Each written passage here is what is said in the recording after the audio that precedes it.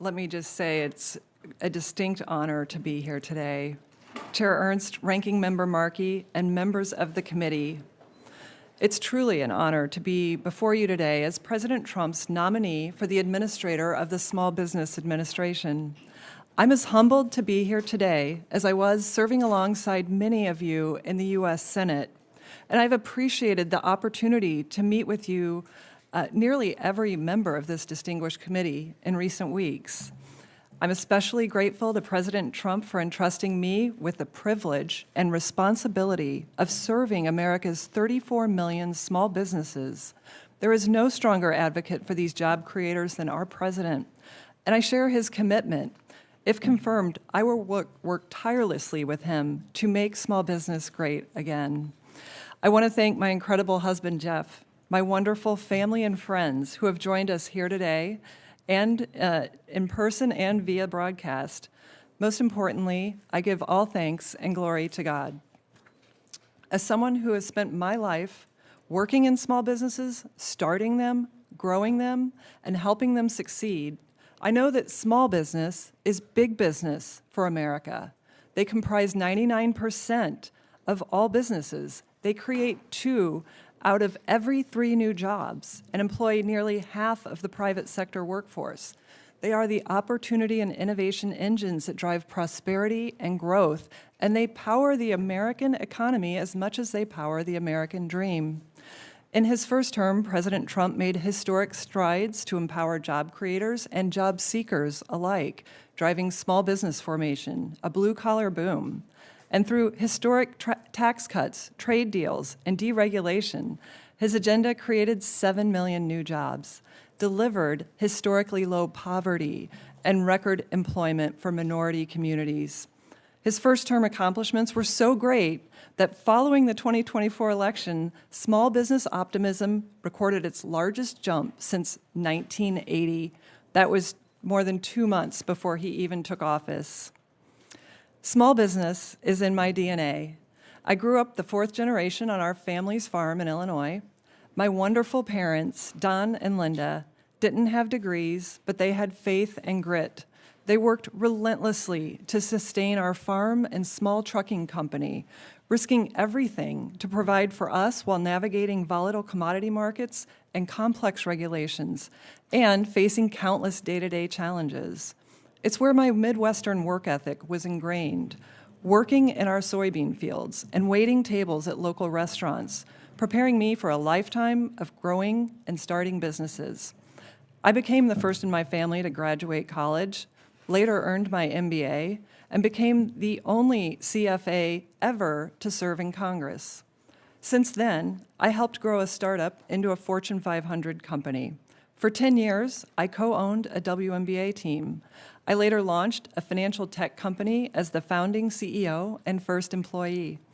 I recall managing budgets in Excel spreadsheets, hiring my first team member, and working with regulators as much as I recall ringing the bell when 2 of those companies went public.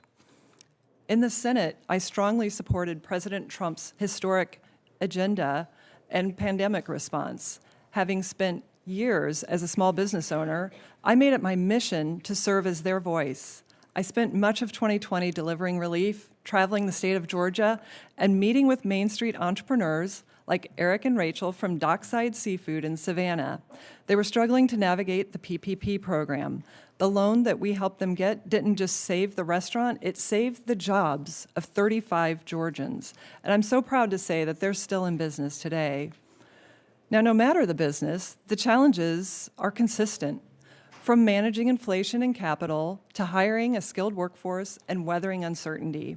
Job creators in the last 4 years have faced rising demands to comply with new rules, often drafted with unknown cost and consequence. This regulatory complexity crushes growth, picks winners and losers, and denies opportunity to those who dare to dream of a better future.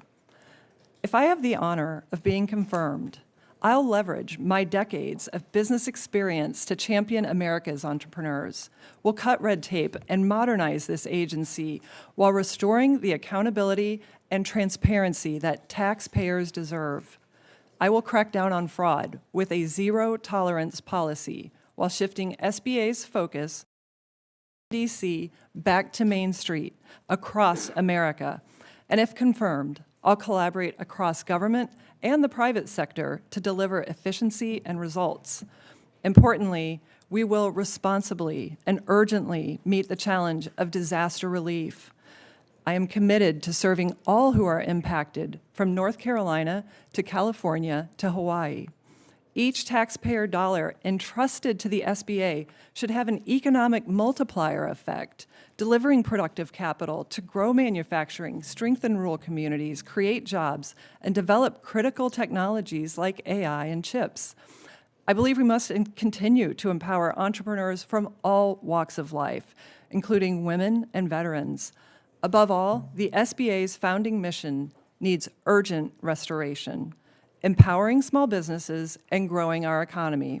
That's exactly what the America First agenda does, by ending inflation, cutting taxes, unleashing American energy dominance, slashing regulation, and reining in waste, fraud, and abuse across government. In the last 4 years, small businesses have lost ground, burdened by inflation, big government regulation, and uncertainty that threatens the very existence of Main Street. President Trump's proven agenda will restore the small business economy, marking a return to Made in America with a golden era of prosperity and growth.